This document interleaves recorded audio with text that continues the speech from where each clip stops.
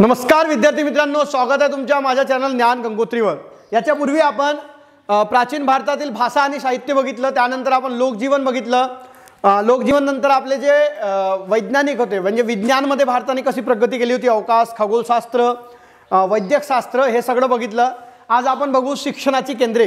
प्राचीन भारतातील शिक्षणाची केंद्रे म्हणजे मित्रांनो, प्राचीन भारतात जे शिक्षणाचे केंद्रे होते ते जगात विख्यात होते। म्हणजे जगातील लोक भारतात यायचे शिकायला आणि आता भारतातील लोक शिकायला जातात अमेरिकेला। म्हणजे बघा परिस्थिती कशी बदलली।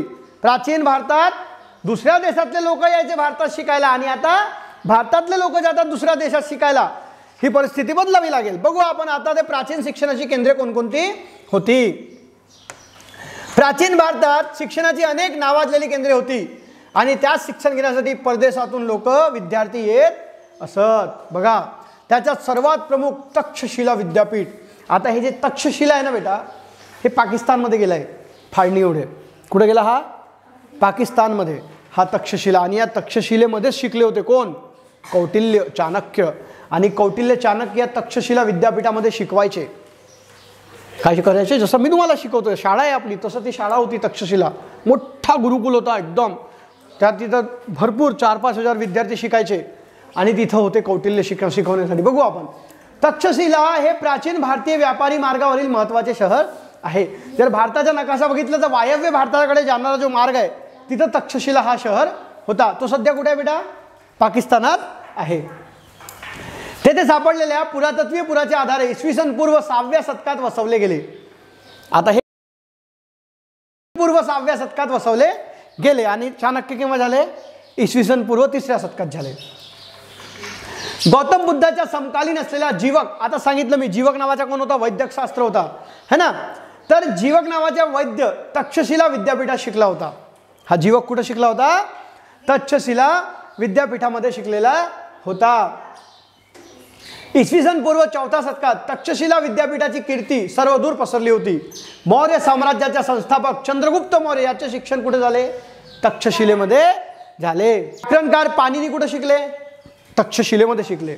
चरकशास्त्र लिहिली आणि चरक ऋषी, आता सांगितलं मी तुम्हाला चरकशास्त्र है ना, त्याच्यामध्ये औषध आणि रोगांची लक्षणे वगैरे दिलेली आहे। ते सुद्धा कुठे शिकले बेटा? तक्षशिलेमध्ये शिकले। सिकंदराच्या बरोबर आलेल्या ग्रीक इतिहासकारांनी तक्षशिलेचे वर्णन केलेले आहे। सिकंदर जेव्हा आला है ना, इसवी सन पूर्व 375 सिकंदर आला। सिकंदर पूर्ण जिंकत आला। भारत जिंकू शकला का?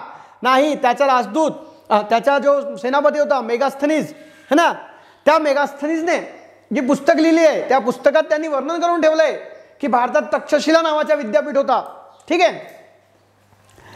ग्रीसमध्ये कोठेही अशा प्रकारचे विद्यापीठ अस्तित्वात नव्हते जसे विद्यापीठ भारतात होते। त्यावेळेस युरोपमध्ये, ग्रीकमध्ये कोणत्याही प्रकारचे असे विद्यापीठ नव्हते। ते सगळे इकडेच यायचे। ठीक आहे। कोणी लिहून ठेवलंय? हे सिकंदरच्या सेनापती त्यांनी लिहून ठेवलंय। आपण बोलतोय का आमच्या भारतात हे झालं ते झालं? विदेशातील लोकांनी लिहून ठेवलंय की भारतात हे सगळं होतं। चीनी बौद्ध भिक्खू फैयान, हे पण शिकलो आपण। गुप्त साम्राज्य होतं तेव्हा फैयान भारतात आला होता, चीनमधून भारतात आला होता आणि त्यांनी इसवी सनच्या 400च्या सुमारास भारतात आला होता। त्यावेळी त्याने तक्षशिला विद्यापीठाला भेट दिली। या फैयांनी काय केली? तो जो विद्यापीठ होता तक्षशिला त्याला भेट दिली आणि त्याने सुद्धा त्याच्याबद्दल माहिती लिहून ठेवलेली आहे। फैयांनी पण माहिती। ठीक आहे। तर या विद्यापीठामध्ये वाङ्मय, बौद्ध तत्वज्ञान, अर्थशास्त्र, तर्कशास्त्र या विषयांचे शिक्षण दिले जाई।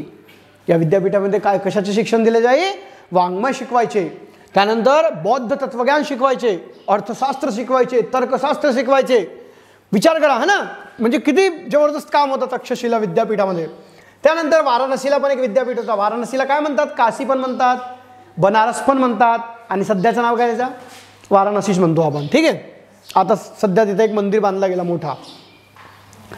वर्णा आणि असी या गंगेच्या 2 उपनद्या आहेत। कोणत्या कोणत्या? वर्णा आणि असी या 2 नद्यांच्या मध्ये वसलेला शहर वाराणसी। बघा त्याचं नाव कसं पडलंय? वर्णा आणि असी या 2 नद्यांच्या मध्ये आहे तो शहर, म्हणून त्याचं नाव काय?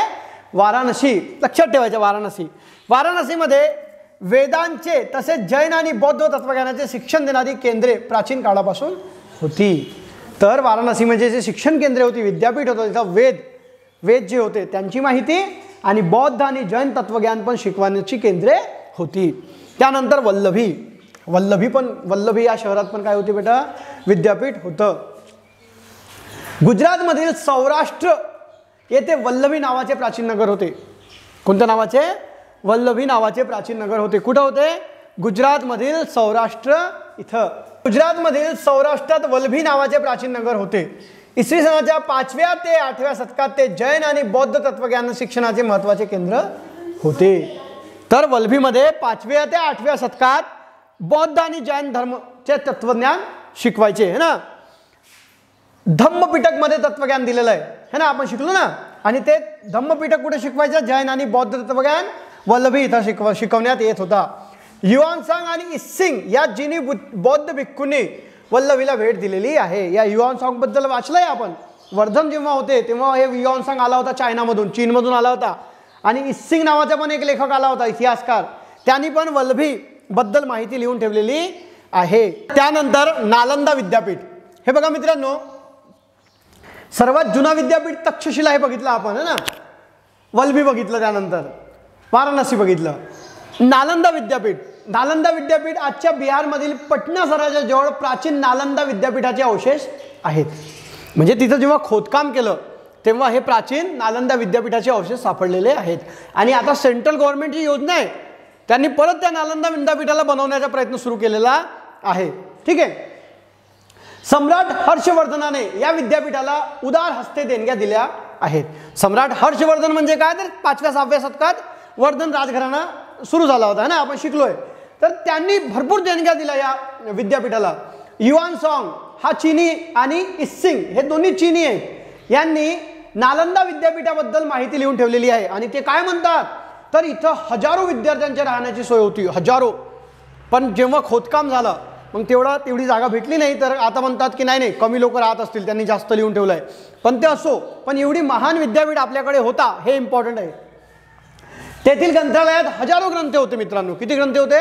हजारो ग्रंथे होते. पण नंतर हे जे आक्रमणकारी आले ना, मुस्लिम आक्रमणकारी, त्यांनी त्या विद्यापीठाला जाळून टाकलं.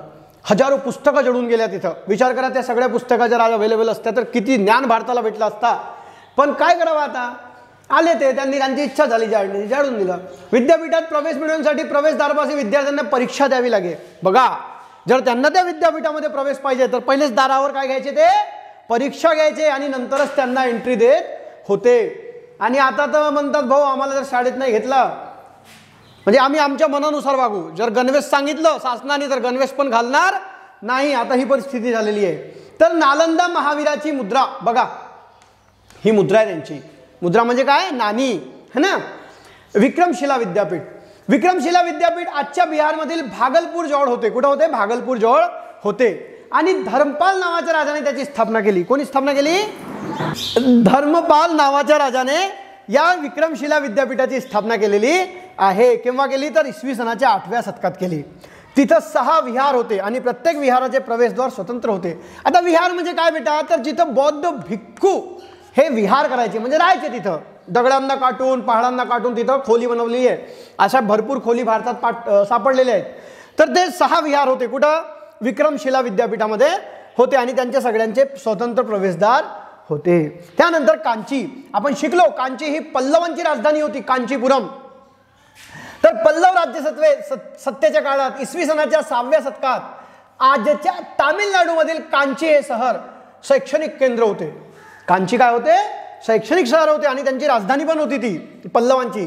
तिथं वैदिक, जैन आणि बौद्ध ग्रंथांचे अध्ययन केले जाई.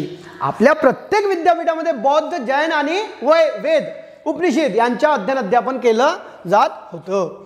ठीक आहे. तर आता आपण कोणकोणते विद्यापीठ बघितले?